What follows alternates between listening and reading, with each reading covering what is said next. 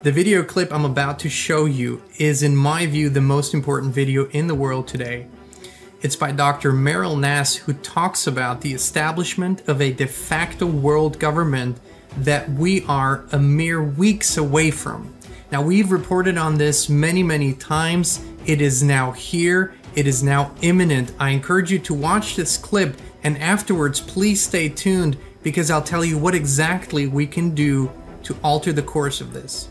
We're undergoing a soft coup, and the idea is to create a whole new set of laws and ignore the existing human rights laws and other laws under the pretext of pandemic preparedness and the biosecurity agenda. The WHO is developing through all its nations, but with the WHO Directorate in the United States in charge, a pandemic treaty and amendments to the existing international health regulations that will remove the human rights protections currently embedded in the IHRs, will enforce surveillance, censorship, get rid of freedom of speech, require governments to censor and only push a single narrative.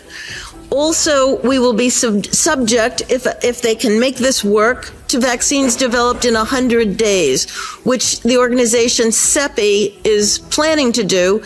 And one of the people who founded CEPI was Jeremy Farrar, who is now the chief scientist at the WHO, to bring this forward.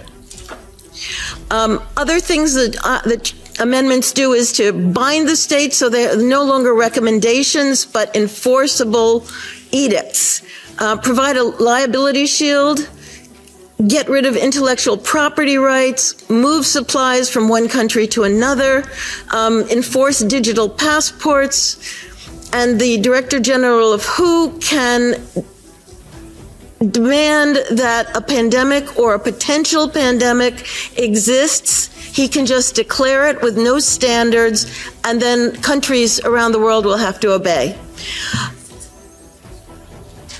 Also, the WHO will tell you what drugs you can and can't use in your nation once a pandemic is declared. Obviously, the budget will increase.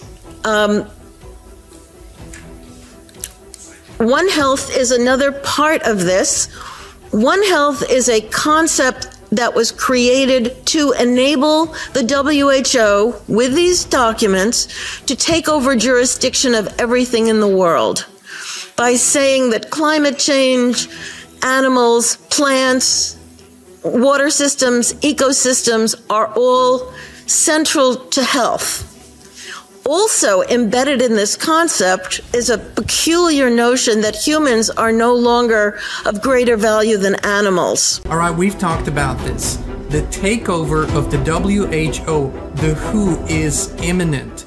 If this comes to pass in May of this year, then they will have the authority to dictate to all 194 member nations pretty much whatever they want, okay? So what I want you to do is right now go to stopthewho.com or exit thewho.com, exitthewho.com.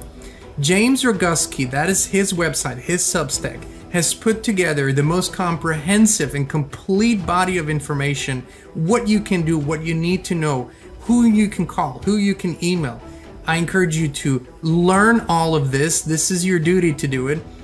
And please share it with your friends and family. This is not a conspiracy theory. This is not some, crazy dream that people are talking of. This is a dystopian world government nightmare if it comes to pass. And there's only one entity in the world that can stop it, and that's we, the people. Thank you so much for tuning in. Go to exitthewho.com, and please do your part today.